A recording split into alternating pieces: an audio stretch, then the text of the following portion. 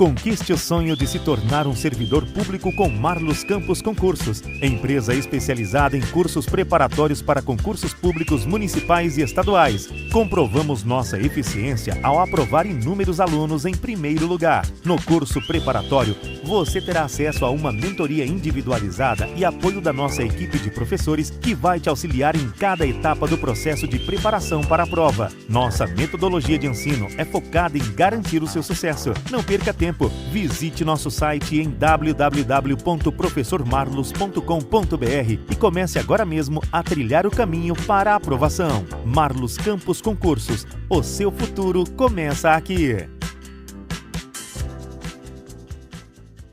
Conquiste o sonho de se tornar um servidor público com Marlos Campos Concursos, empresa especializada em cursos preparatórios para concursos públicos municipais e estaduais. Comprovamos nossa eficiência ao aprovar inúmeros alunos em primeiro lugar. No curso preparatório, você terá acesso a uma mentoria individualizada e apoio da nossa equipe de professores que vai te auxiliar em cada etapa do processo de preparação para a prova. Nossa metodologia de ensino é focada em garantir o seu sucesso. Não perca tempo. Visite nosso site em www.professormarlos.com.br e comece agora mesmo a trilhar o caminho para a aprovação. Marlos Campos Concursos, o seu futuro começa aqui. Conquiste o sonho de se tornar um servidor público com Marlos Campos Concursos, empresa especializada em cursos preparatórios para concursos públicos municipais e estaduais. Comprovamos nossa eficiência ao aprovar inúmeros alunos em primeiro lugar. No curso preparatório, você terá acesso a uma mentoria individualizada e apoio da nossa equipe de professores que vai te auxiliar em cada etapa do processo de preparação para a prova. Nossa metodologia de ensino é focada em garantir o seu sucesso. Não perca tempo. Visite nosso site em www.professormarlos.com.br e comece agora mesmo a trilhar o caminho para a aprovação. Marlos Campos Concursos, o seu futuro começa aqui. Conquiste o sonho de se tornar um servidor público com Marlos Campos Concursos, empresa especializada em cursos preparatórios para concursos públicos municipais e estaduais. Comprovamos nossa eficiência ao aprovar inúmeros alunos em primeiro lugar. No curso preparatório, você terá acesso a uma mentoria individualizada e apoio da nossa equipe de professores que vai te auxiliar em cada etapa do processo de preparação para a prova. Nossa metodologia de ensino é focada em garantir o seu sucesso. Não perca tempo. Visite nosso site em www.professormarlos.com.br e comece agora mesmo a trilhar o caminho para a aprovação. Marlos Campos Concursos, o seu futuro começa aqui.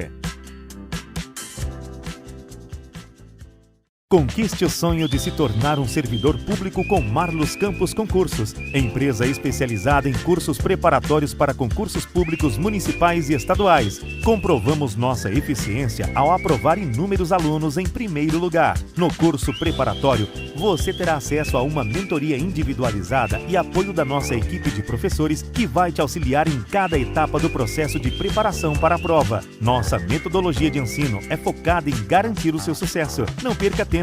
Visite nosso site em www.professormarlos.com.br e comece agora mesmo a trilhar o caminho para a aprovação. Marlos Campos Concursos, o seu futuro começa aqui. Mas a legislação de avaliação também a gente vai lidando só com os artigos mais importantes dela, vai ser mais rápida, tá? Vamos lá, vamos falar de proposta curricular de Santa Catarina, então.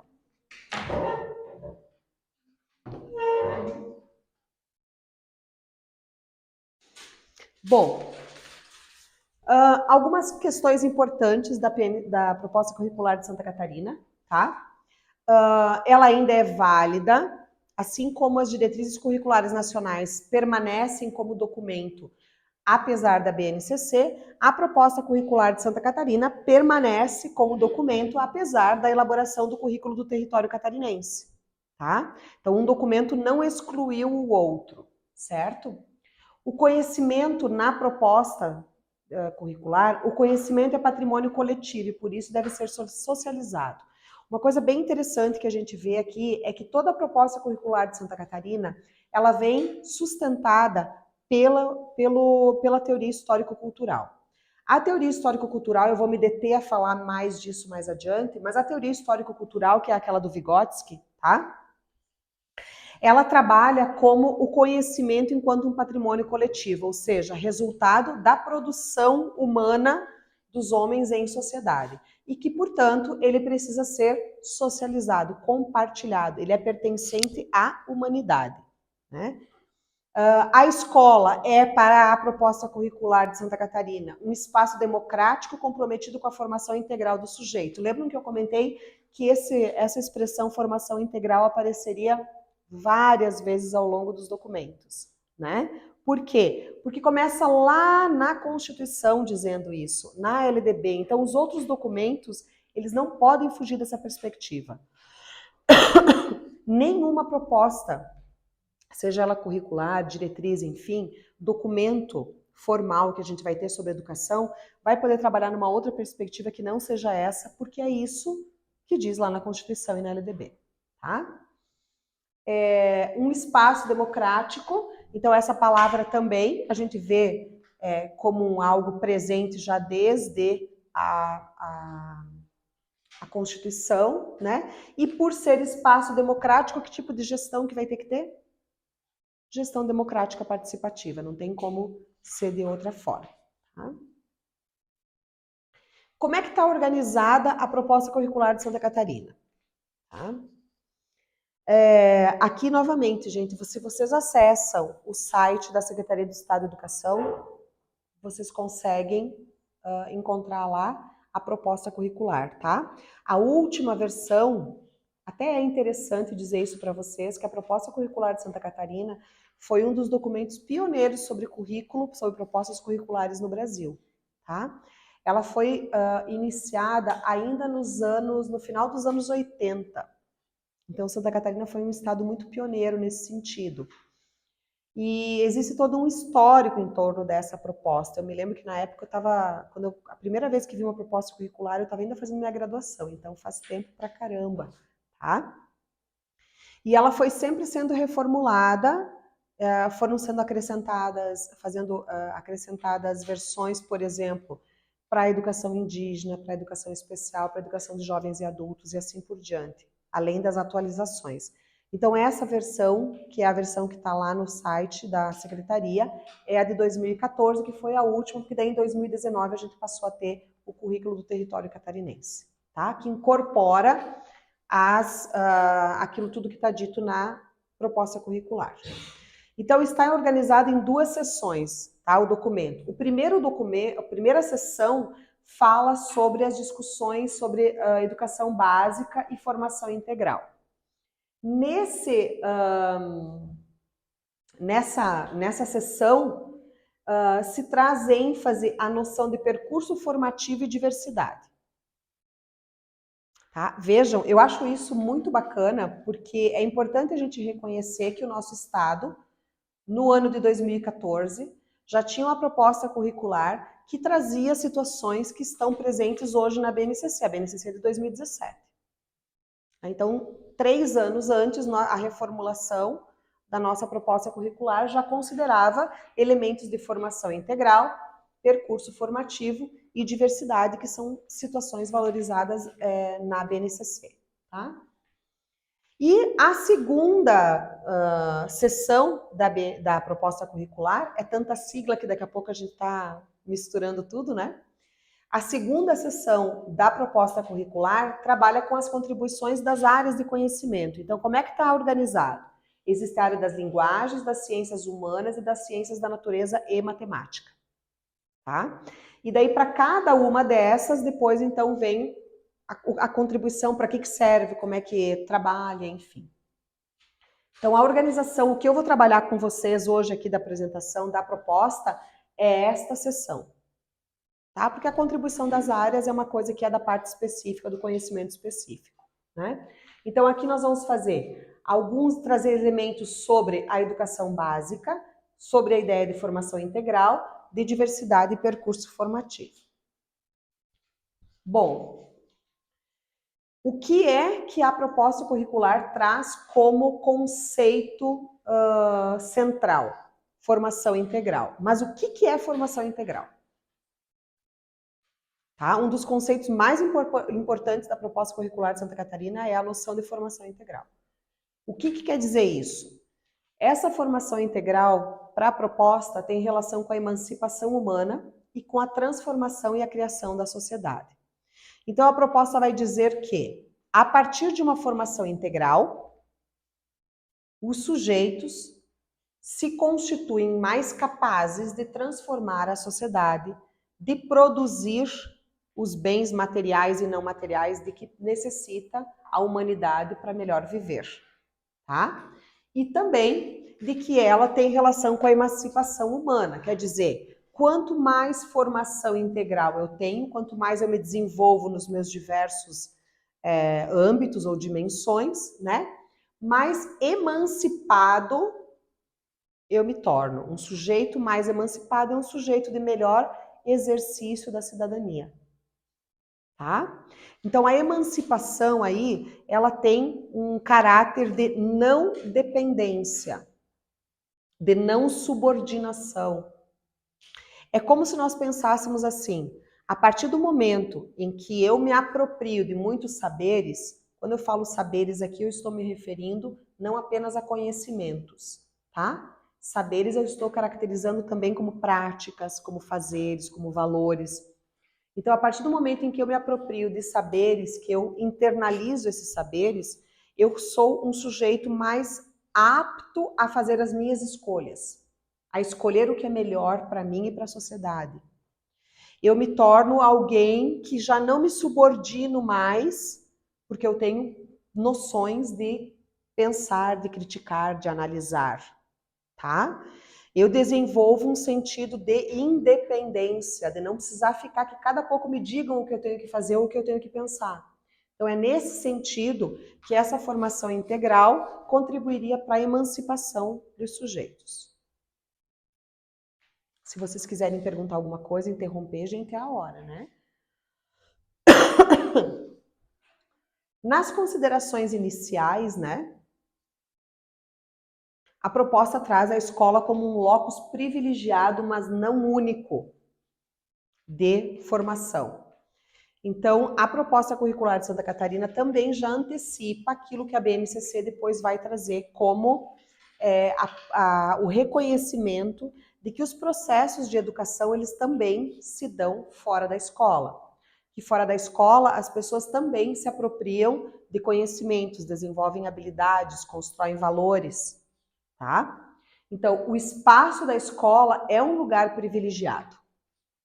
Por ele ser um lugar privilegiado para a formação, ele precisa pensar num currículo integrado, que desenvolve, ou então que possui em si a noção de orgânico. Gente, o que é algo que é orgânico? Orgânico é aquilo que representa um organismo, um corpo, tá? O orgânico, ele tem características como, por exemplo, o de estar vivo, né? Se eu falo de uma flor, vamos imaginar uma flor.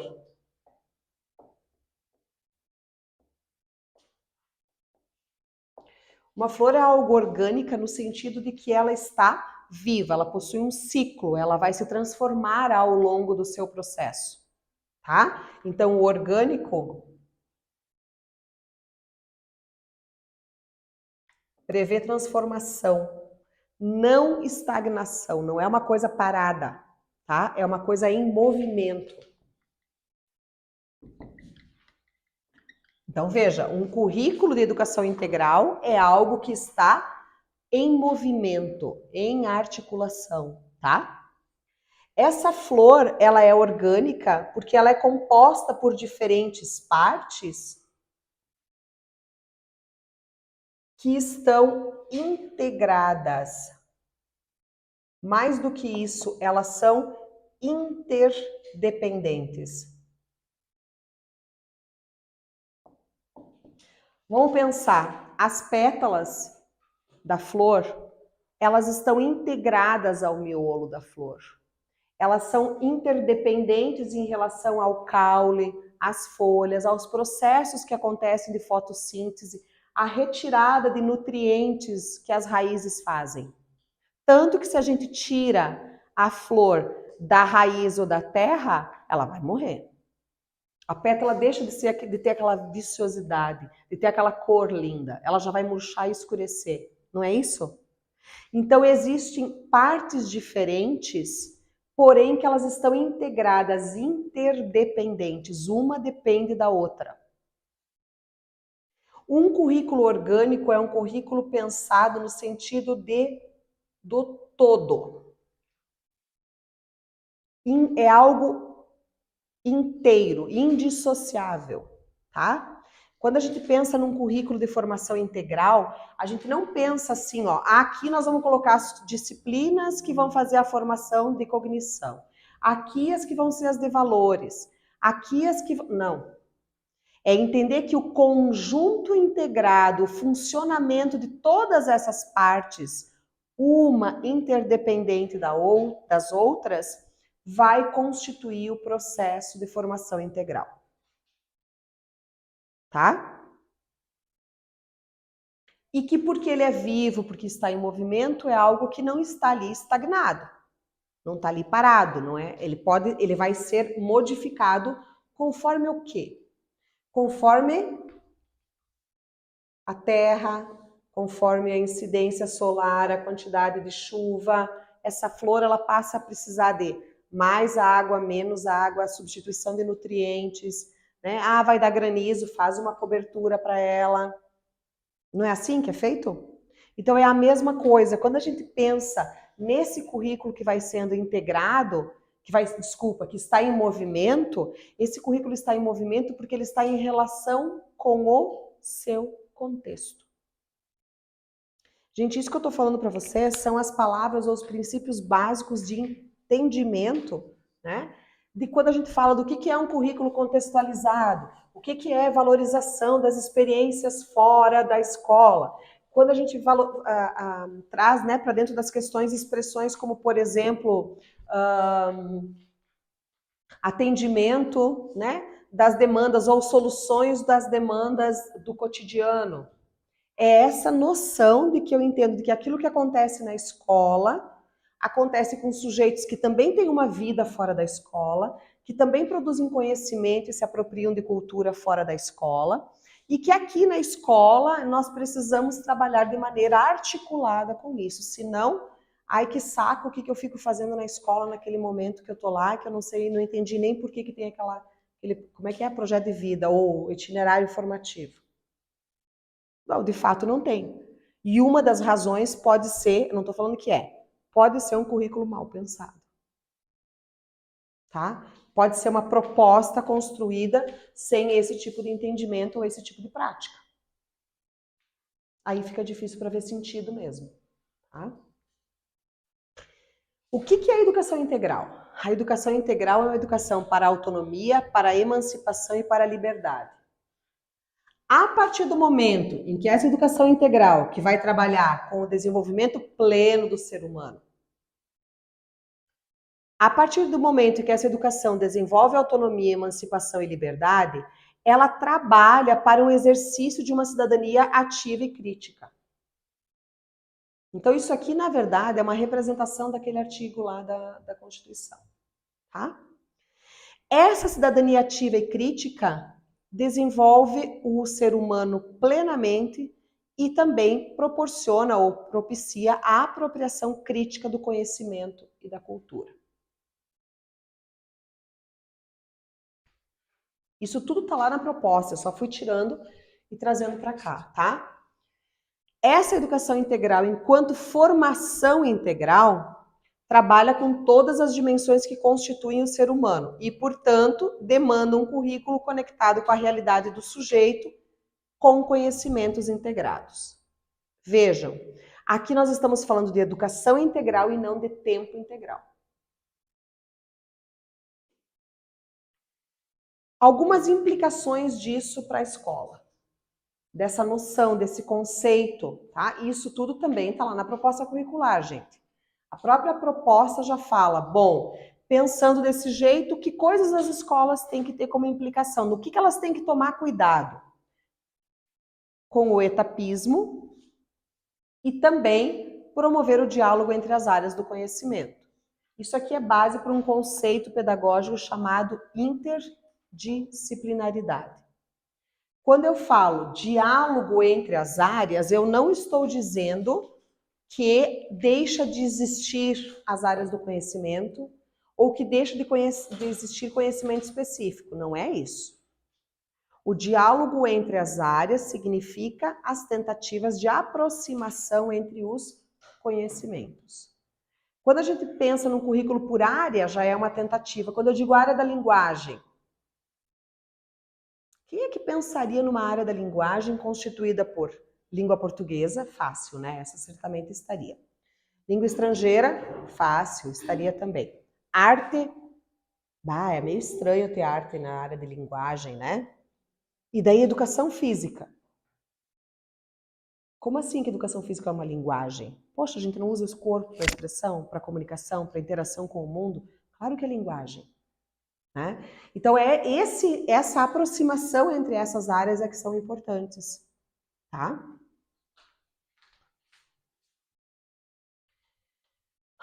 As escolhas teórico-metodológicas que sejam mais significativas e que mobilizem os sujeitos da aprendizagem. Gente, o que significa isso daqui? Protagonismo, discente, e também aquilo que virou moda, a gente vai falar disso depois lá em didática, tá? Eu só vou apontar agora, chamado de metodologias ativas. Desde a primeira versão da proposta curricular de Santa Catarina, lá no finalzinho dos anos 80, do século passado realmente, né? Porque era do século 20, já existia o comprometimento com aquilo que se chamava aprendizagem significativa, ou o que depois a gente vai ver lá em didática, a teoria da atividade. Porque lá na teoria histórico-cultural do Vygotsky, Leontiev, Luria, Davidov, eles trabalham com uma perspectiva ativa de aprendizagem. Hoje, metodologias ativas virou sinônimo de usar o celular ou algum aplicativo em sala de aula, né? Mas não é exatamente isso que se está querendo dizer. Então, a proposta curricular de Santa Catarina diz que nós precisamos trabalhar com metodologias significativas. Para que sejam significativas, elas precisam estar articuladas com o cotidiano, com as experiências de vida dos estudantes e que mobilizem os sujeitos, ou seja, que mexam com as suas estruturas, que instiguem.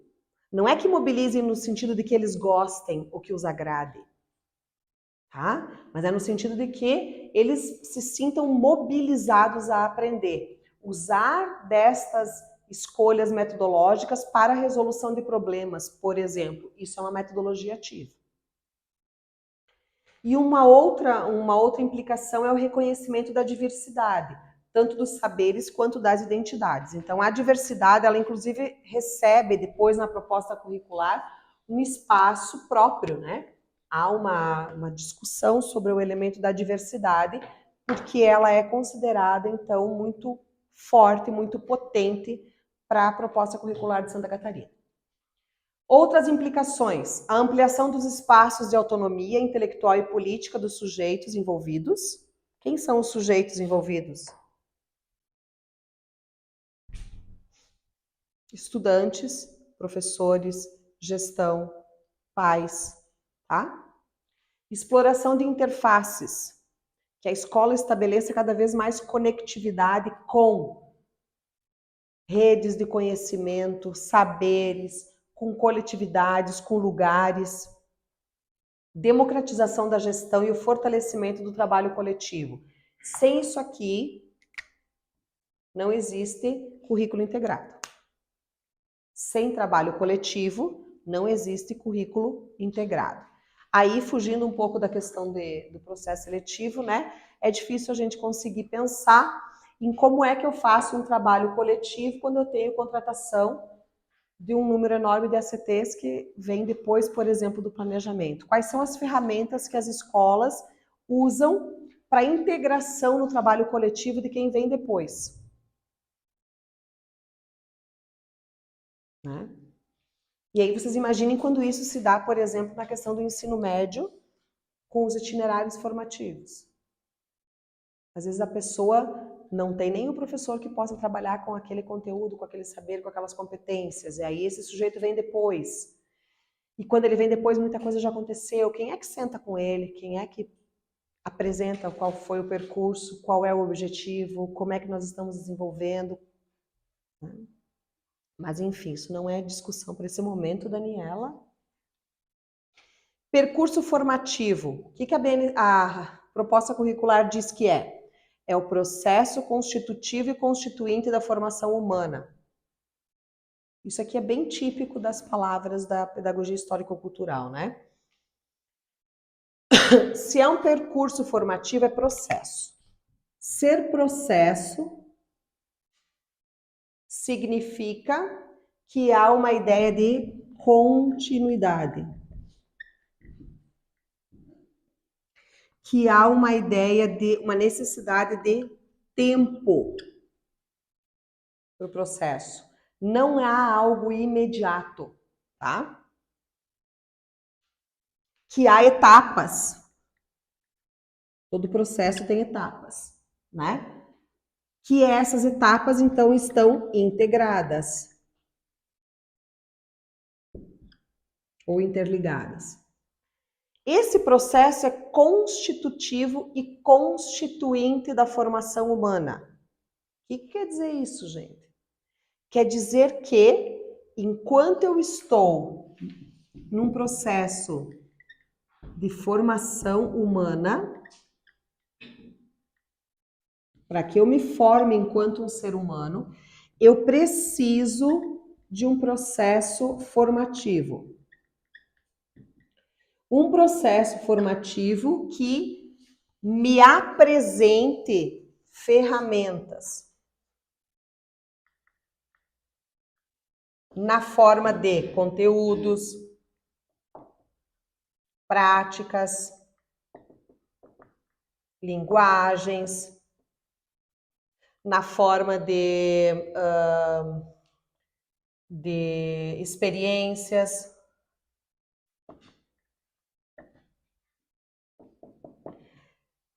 Naquilo que vai me tornar humano, que vai me desenvolver enquanto ser humano.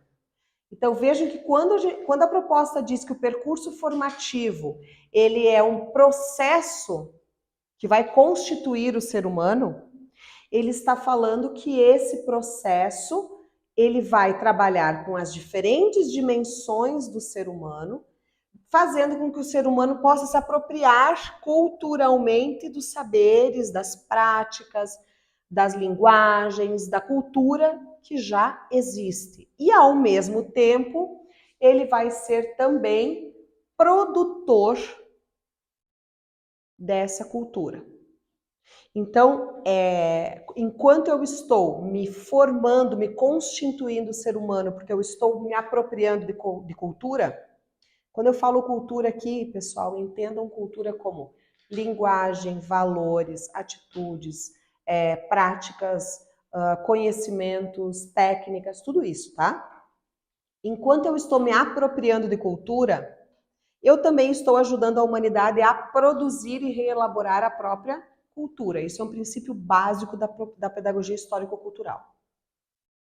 Então, esse processo formativo, ele ocorre ao longo da vida do ser humano. Aqui já está reconhecendo que isso não é só escolar, né? Ocorre ao longo da vida do ser humano e vai trazer, com continuidade, com interligação entre as etapas, enfim, ferramentas que vão tornar o ser humano mais emancipado, mais responsável, mais independente e, portanto, mais apto à atuação cidadã. Tá? Eu sei, gente, que é bastante informação para vocês irem processando. A proposta curricular de Santa Catarina ela tem uma característica, desde o início, uma característica que ela é pouco... como é que eu vou dizer? Ela é bastante teórica, ela traz muitas discussões em relação aos seus pressupostos, tá? Ela traz muitas orientações, ela é pouco prescritiva. O que eu quero dizer com prescritiva? Diz como tem que fazer, ela não faz isso. Então, para poder entender a proposta curricular de Santa Catarina, realmente precisa se apropriar de cada um dos conceitos. Tá? Eu apertei no botão ao contrário de novo. Esse percurso formativo, ele então acontece na e pela escola, através de uma organização curricular que vai procurar desenvolver as especificidades e a diversidade e também os conceitos que têm que ser contemplados e as estratégias para apropriar isso.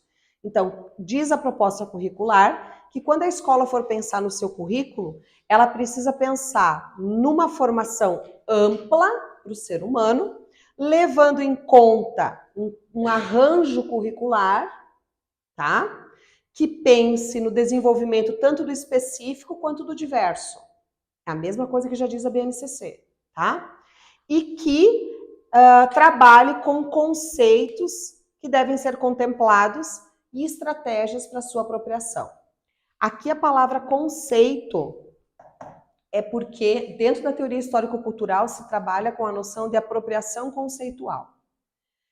A apropriação conceitual é quando eu, de fato, internalizo uma aprendizagem. Eu entendo aquele conceito, eu internalizo aquele conceito e eu passo a fazer uso dele enquanto uma ferramenta. Tá? Então, é uma noção, não dá para dizer que é uma ideia de competência, mas não é conceito só no sentido do conceito cru, sabe? Por exemplo, o que é sílaba? É a unidade básica da palavra. Né? Não é nesse sentido de conceito. É no sentido de entendimento daquilo, eu me aproprio, eu ligo com os conhecimentos que eu já possuo e eu passo a fazer uso desse conceito enquanto uma ferramenta para o meu dia a dia. Ferramenta no sentido de que eu faço uso dele para a solução das minhas questões do dia a dia. Tá? Estratégias para apropriação, então, é o aspecto metodológico. Vejam que essa proposta curricular prevê tanto o conjunto de objetos do saber, vamos pensar assim, né?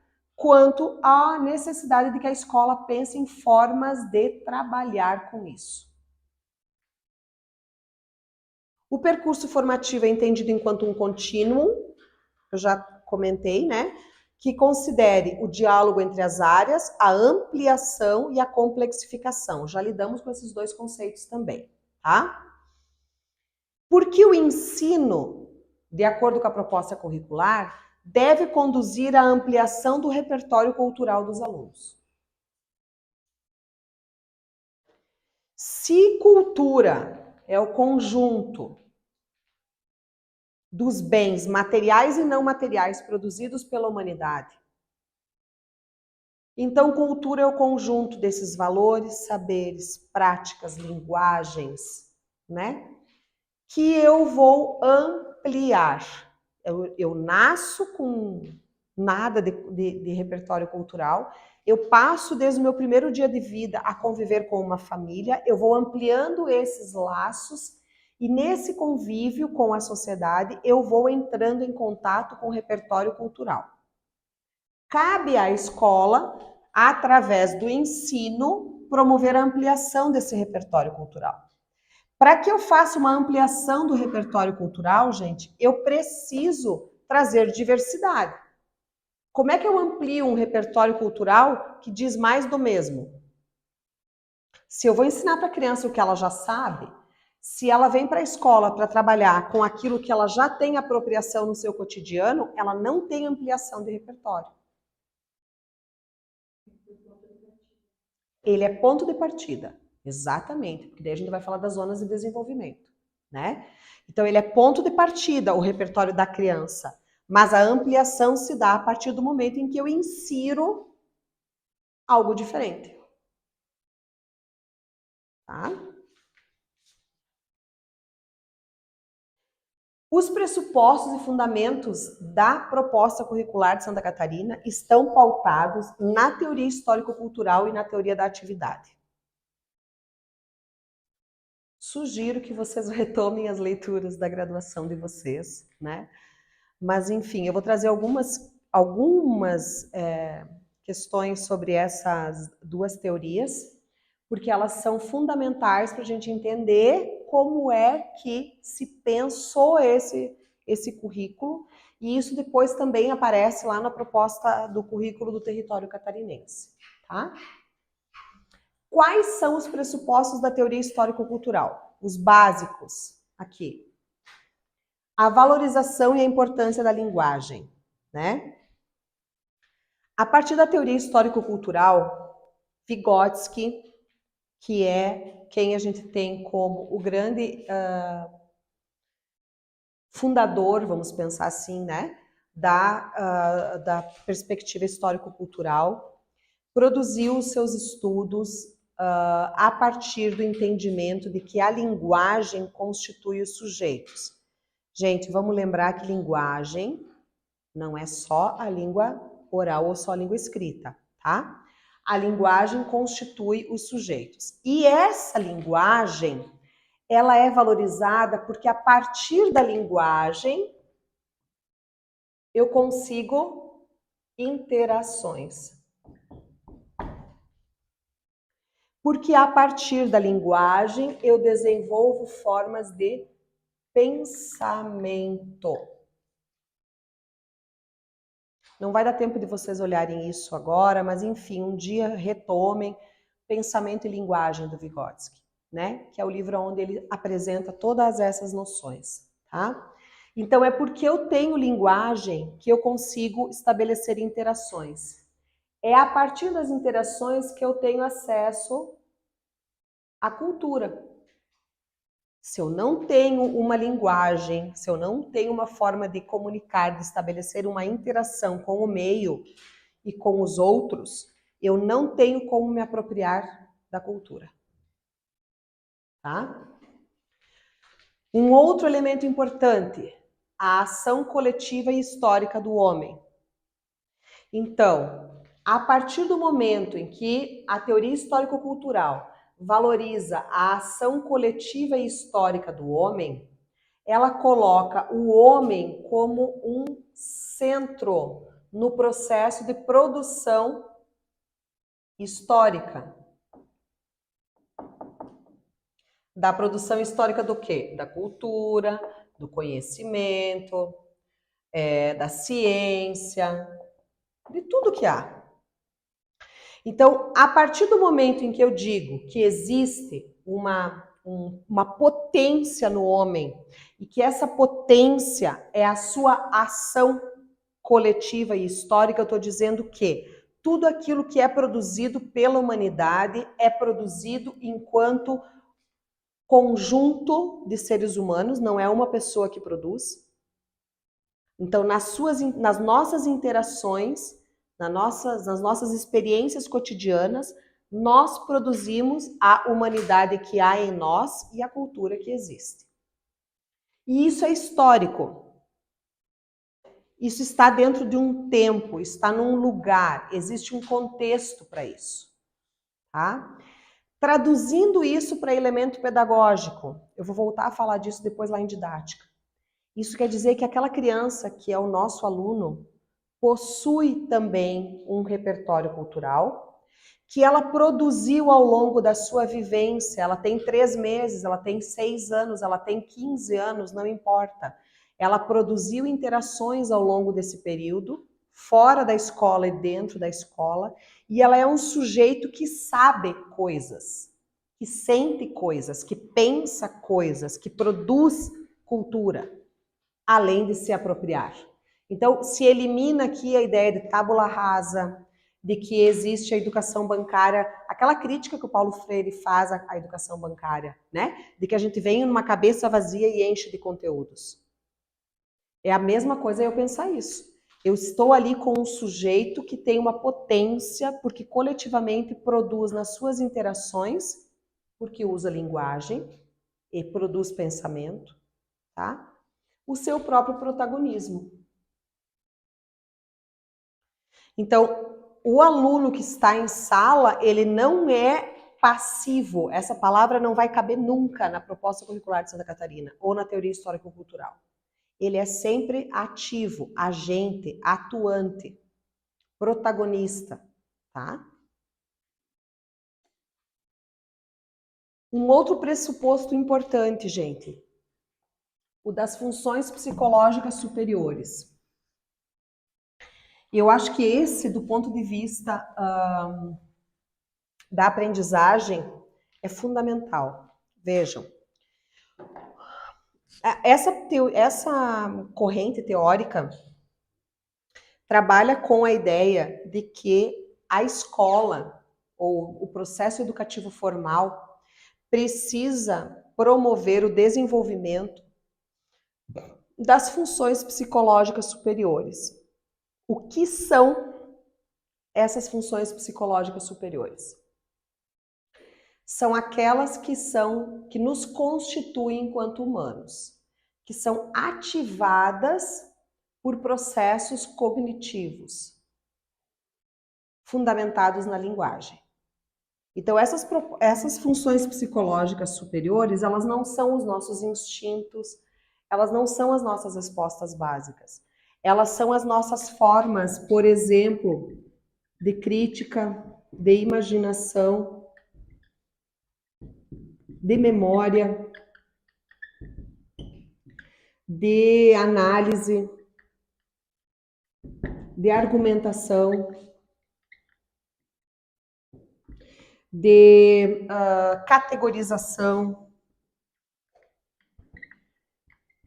Aquilo tudo que vai nos constituindo capazes de promover formas de pensamento mais elaboradas, tá? Então, o currículo da escola, no seu conjunto de conhecimentos, de conteúdos, que chamem do que quiserem, para a teoria histórico-cultural, precisa colaborar para que sejam desenvolvidas essas funções psicológicas superiores, que é aquilo que nos constitui enquanto ser humano. Então, eu preciso aprender, por exemplo, sobre técnicas de pintura, sobre tempos e escolas artísticas, sobre texturas. Para quê? Para construir formas de expressão de um pensamento, para construir formas de análise sobre o cotidiano da sociedade. Daí, para isso, eu crio uma pintura. Não para dizer, isso aqui é o Picasso porque tem esse traço, aquele outro. Não, a ênfase no desenvolvimento das funções psicológicas superiores, tá? Então, os conteúdos escolares servem para nos tornar melhores argumentadores, melhores analiticamente, melhores elaboradores de sínteses, melhores na nossa capacidade de memorização, de imaginação, de avaliação e julgamento, tá? De busca de soluções para problemas, enfim. Outro elemento importante a ser destacado, enquanto pressuposto da teoria histórico-cultural, é a ideia de que, como nós estabelecemos, por meio da linguagem, interação com os outros e com o meio no qual nós estamos, né? Essa interação com a linguagem, que nós utilizamos da linguagem, ela vai se dar de um processo que é intersubjetivo para um momento intrasubjetivo. Ou seja, nós usamos a linguagem, nós nos interrelacionamos com o meio e os outros, e isso é intersubjetivação. É nesse contato com quem é diferente de mim que eu sou provocado, que eu entro em interação, que eu entro em contato com o que eu não sei, com o que eu ainda sou incapaz, com o que eu ainda tenho como desconhecido, tá? Então, isso são os processos intersubjetivos. O processo intrasubjetivo é o processo do que acontece dentro, é o da internalização dos conceitos. o da apropriação conceitual. É aquela aprendizagem que é a aprendizagem de fato, né? Que é essa aprendizagem que, quando eu internalizo esse conceito, relaciono ele com outros conceitos que eu já possuo, com outras ferramentas que eu já possuo, e a partir daí eu crio também novas formas de uso para ele. Isso é um processo intrasubjetivo, porque é meu, da Daniela, ocorre em mim, tá? Então esse processo de intrasubjetivação, ele é sempre individual. E o processo de intersubjetivação é um processo coletivo. Para o Vygotsky, a aprendizagem vai acontecer do inter para o intra. Eu preciso do contato e da interação com o externo a mim para que haja a promoção do desenvolvimento das minhas funções psicológicas superiores. Tá? Com isso, quando eu digo que aqui, nesse processo intrasubjetivo, eu não só entendi a ferramenta, como eu relacionei essa ferramenta com outras que eu já tenho e criei um novo uso, uma nova aplicação para ela, significa que eu fiz uma reelaboração de conceitos. Eu tô vendo vocês tudo assim, ó. Tipo, a Avalanche, essa professora louca tá aí falando faz 1 hora sem parar, né? Mas é importante, gente, eu preciso repetir essas questões para que vocês entendam na hora da interpretação dos conceitos, dos enunciados. Então, se vocês também depois, na quarta-feira, tiverem dúvidas sobre isso, a gente retoma, não vai ter problema nenhum, tá? Então, veja bem, a aprendizagem acontece quando eu, no contato com o que é externo a mim, usando a linguagem, eu me aproprio de uma cultura existente. Essa cultura é uma forma, é um conceito. Não é conceito como falado de maneira mais corriqueira, é um conceito na perspectiva histórico-cultural. Esse conceito eu internalizo ele, eu entendo, eu me aproprio, eu relaciono ele com outras experiências, com outros conceitos, com outros saberes, com outras imaginações que eu já tive. E daí eu uso ele no meu dia a dia, tanto da forma como ele me foi ensinado, como eu me apropriei, quanto também crio situações novas de utilização para ele. Isso é o que a gente chama de aprendizagem de fato nessa perspectiva. E isso é processo. Não dá para estabelecer um bimestre para acontecer. Entendem? Às vezes essa apropriação, porque esse processo intrasubjetivo, porque ele é individual, ele é de cada um, ele também tem o tempo para acontecer de cada um. Conforme o repertório cultural que cada uma de nós aqui já tem, vai conseguir se apropriar disso que eu estou falando de forma diferente. Para algumas de vocês já aconteceu, para outras, quem sabe, na semana que vem. Entendem isso? Porque é um processo, depende do tempo, do contexto, das relações que vocês também estabelecerem, do que vocês têm como repertório. Que é aquilo que o Vygotsky vai chamar, então, né, da zona de desenvolvimento real de cada um. Mas a gente vai falar sobre isso no próximo encontro, porque agora... Deixa eu só conferir a hora, gente, aqui, 9h15. Eu acho que a gente poderia abrir um espaçozinho para conversar um pouquinho, porque agora aqui ele começaria a falar de percurso formativo, né? Senão, novamente, a gente vai estar iniciando um conteúdo, né, que vai ficar interrompido. Sobre essas questões da teoria histórico-cultural, tem algo que vocês lembram, assim, do Vygotsky, que vocês gostariam, talvez, de questionar, de comentar, de falar que vocês lembram? Não precisa fazer uma pergunta, tá? Porque eu acho que, assim, enquanto a gente está aqui ouvindo todas essas coisas, o cérebro da gente está em processamento. Ele está puxando coisas que vocês ouviram durante a graduação, que vocês já leram por aí, que alguém já falou para vocês num outro processo, num outro curso desse tipo, né? Então é bom ir rememorando isso, porque também vai tornando mais potente esse entendimento de vocês. Isso. Não tem, tá? Sim. Piaget ele confunde muito. Uhum. Eu estava pensando que o Vygotsky, então, a teoria dele é que a gente mais vai ver a prática, assim, ou não? Na proposta curricular de Santa Catarina, é só que você vai ver. Piaget não é trabalhado como um referencial teórico no estado de Santa Catarina oficialmente. Não quer dizer que não tenha formações e que não seja importante, nem nada disso. Foi uma opção do Estado adotar essa perspectiva e não outra. Tá? Por exemplo, no Rio Grande do Sul é predominante o conhecimento sobre Piaget. Lá eles praticamente não têm nada de Vygotsky.